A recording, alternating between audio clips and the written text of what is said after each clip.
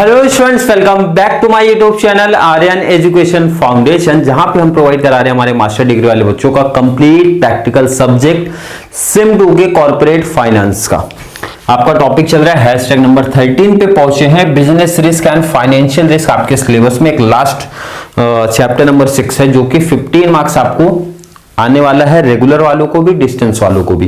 तो स्टार्टिंग से फॉलो करते हुए चलो सीरीज आप लोग। लीवरेज इसका दूसरा नाम है। एमकॉम वाले बच्चे सेम 2 कॉर्पोरेट फाइनेंस का आपका है। ये जो क्वेश्चन मैंने पिक किया है एमकॉम वाले बच्चे, आप लोग का अप्रैल 2017 में ये क्वेश्चन पूछा गया था।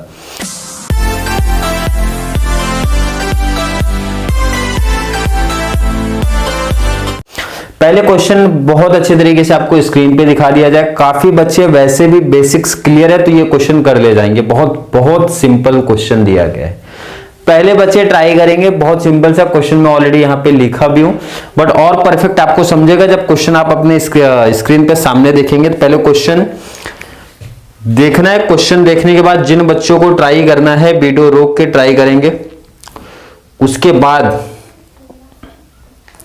आंसर अपना मैच करेंगे कि सही चल रहा है कि नहीं।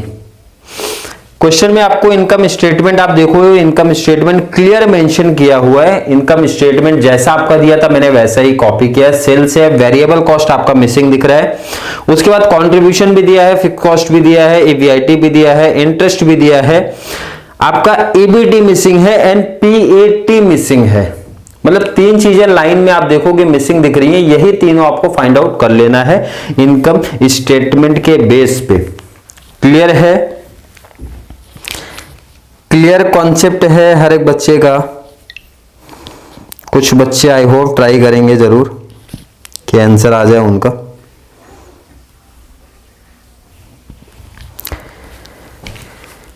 चलिए ट्राई कर लिए। तो बस कैल्सी का काम है, कैल्सी से ही करना है हमको। सेल्स दिया गया है आपको, सेल्स दिया गया है आपको। सेल्स के बाद वेरिएबल कॉस्ट मिसिंग है, कंट्रीब्यूशन दिया है। अगर हमें सेल्स दिया होता है, वेरिएबल कॉस्ट दिया होता है तो कंट्रीब्यूशन माइनस करके निकालते हैं, या फिर अपोजिट आप कर दो। सेल्स आपको पता है, कंट्रीब्यूशन आपको पता है, वेरिएबल कॉस्ट चाहिए तो माइनस करके फाइंड आउट कर सकते हो।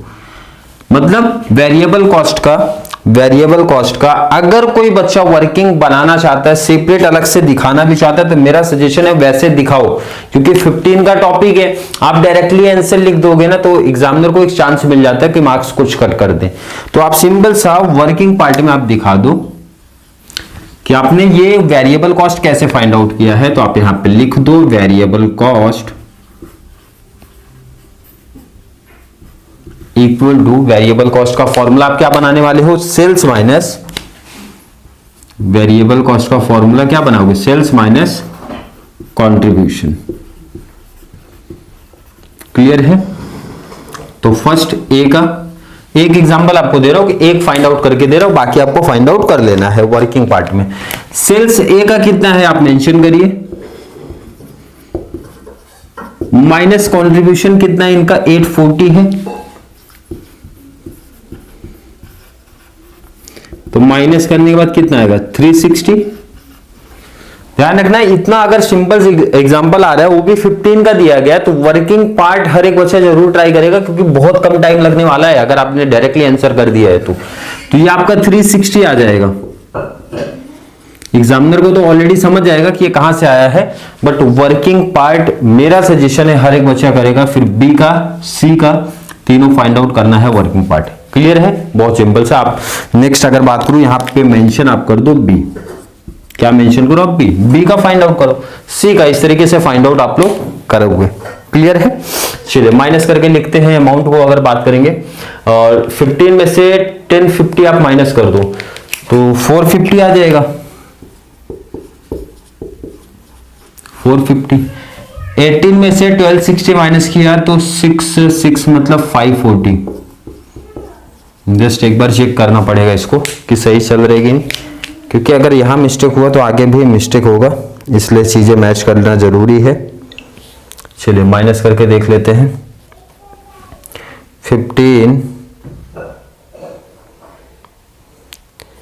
15 से माइनस 450 अगर करेंगे तो 1050 आ रहा है, ये तो राइट है, वहां भी माइनस कर लेते हैं। 18 में से -540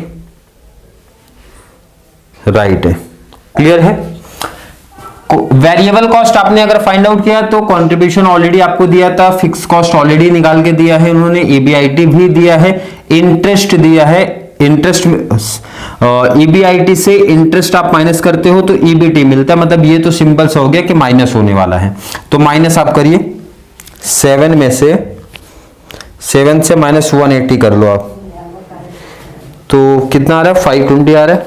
यहाँ पे आप मेंशन करो कितना 520। ये आपने जो फाइंड आउट किया है इसको ध्यान रखना थोड़ा सा, कितना आ गया आपका ये 520।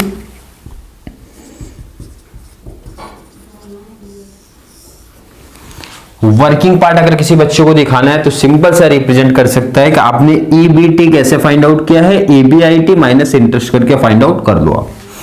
9 में से 250 माइनस किया तो 650 आ जाएगा। क्लियर है। 10 में से 210 माइनस करो तो 790 आ जाएगा। क्लियर है।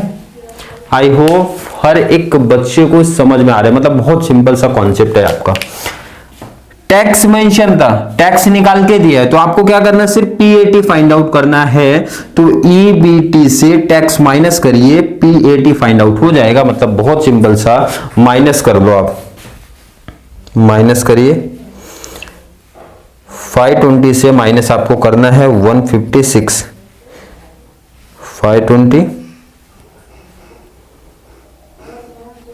520 से माइनस आप करिए 156, कितना आ रहा है आपका 364। चलिए सेकंड माइनस करते हैं। सेकंड माइनस करेंगे 6, सेकंड माइनस करेंगे 650, 650 से माइनस 195, 455 आ रहा है आपका 455। नेक्स्ट 790 से माइनस करिए, 790 से माइनस करना है 237, 553 आ रहा है। कितना आ रहा है 553। मतलब देखिए आप कितना सिंपल, कितना इजी लेवल आपको दिया था कि आपने ये 3 चीजें फाइंड आउट किया है।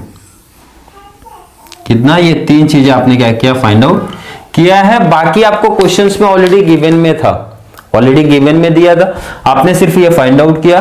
बट ध्यान रखना, अगर 15 आउट ऑफ 15 चाहिए इस टाइप्स के सम में तो वर्किंग पार्ट मेरा सजेशन है हर एक बच्चा करेगा। अब कोई बच्चा ये एडवांस दिमाग नहीं लगाएगा सर इनकम स्टेटमेंट में अभी तक तो हमने कहीं वर्किंग पार्ट किया नहीं है, नहीं, वो टाइप्स के सम अलग थे।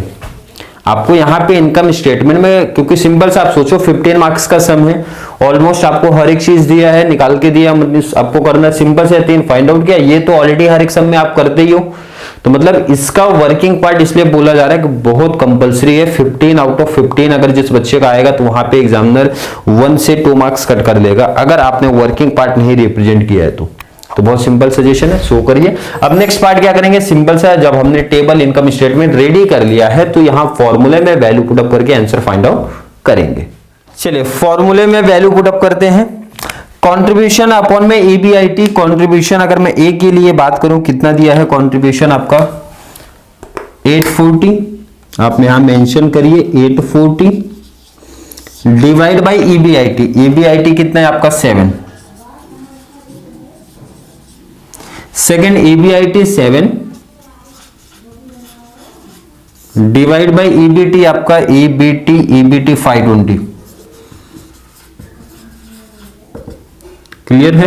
बी के लिए अगर बात किया जाए कंट्रीब्यूशन कितना है बी का, कंट्रीब्यूशन कितना 1050, मेंशन करिए आप 1050 डिवाइड बाय ईबीआईटी कितना है, ईबीआईटी कितना है आपका 9, तो यहां आप मेंशन करिए 9, ईबीआईटी आपका 9 डिवाइड बाय ईबीटी 650, तो आप यहां मेंशन करो 650।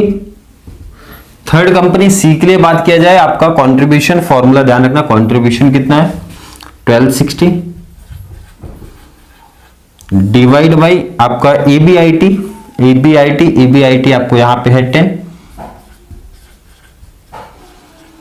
नेक्स्ट आपका फॉर्मूला है फाइनेंशियल लीवरेज का, EBIT अपॉन में EBT आपका कितना रहेगा 790।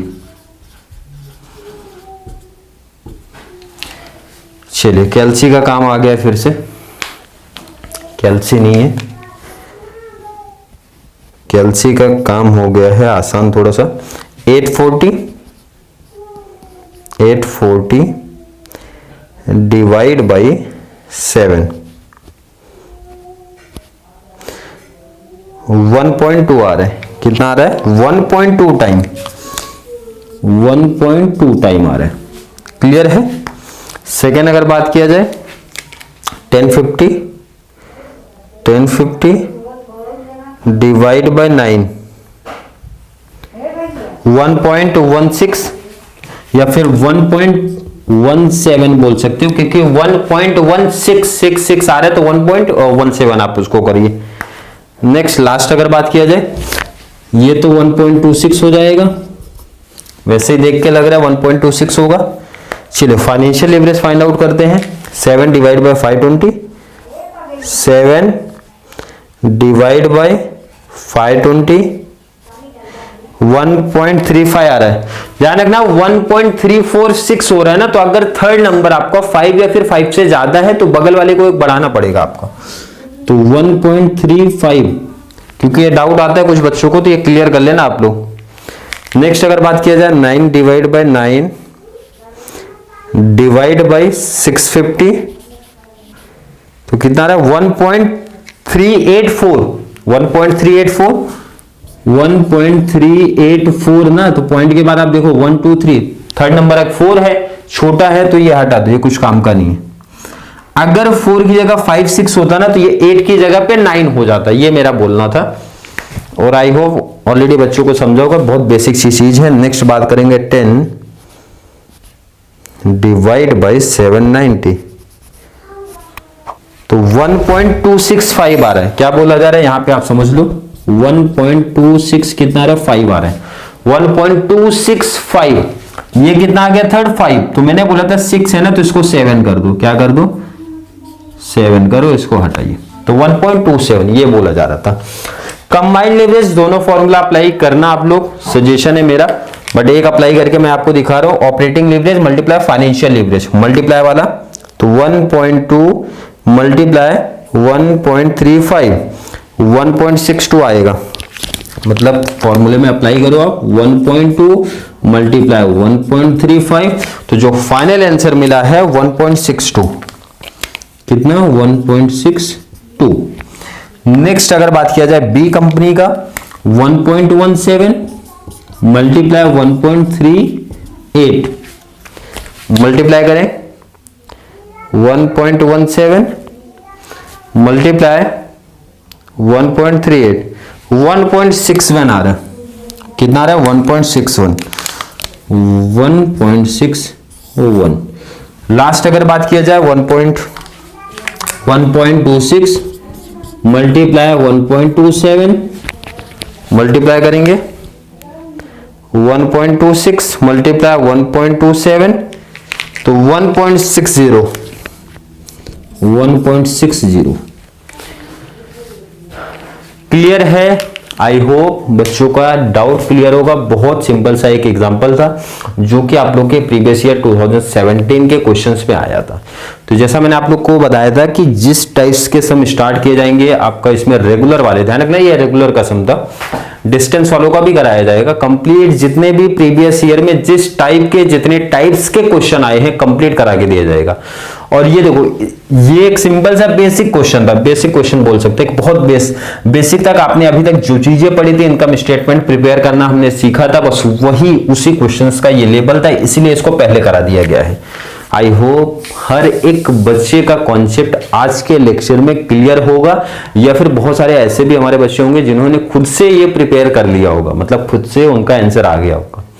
कैलकुलेशन में अगर कोई मिस्टेक्स होगी तो आप लोग उसको चेक कर लेना, इसीलिए बोला जाता है कैलसी साथ में लेके बैठा करो, अच्छे तरीके से प्रैक्टिस करो, एंड वर्किंग पार्ट जरूर मेंशन कर देना। क्लियर है। फिर भी किसी बच्चों को कोई भी डाउट आज के वीडियो को लेके आई है तो जल्दी से ऐड कर दो, मेंशन कर दो, वहां पे रिप्लाई मिल जाएगा, या फिर नेक्स्ट वीडियो में इस डाउट के बारे में बातें कर लेंगे। या फिर कॉन्सेप्ट 100% क्लियर है तो वो भी चीज मेंशन कर दिया करो सर कि कॉन्सेप्ट क्लियर है, आगे की सीरीज थोड़ी सी स्पीड हमारी बढ़ाइए, तो थोड़े से और स्पीड तरीके से आपके लेक्चर्स आते रहेंगे। और ये आने वाला सैटरडे संडे तक आपका ये टॉपिक बहुत अच्छे तरीके से कंप्लीट करा के दे दिया जाएगा। तो चलिए मिलेंगे नेक्स्ट क्लास में, तब तक के लिए थैंक यू सो मच।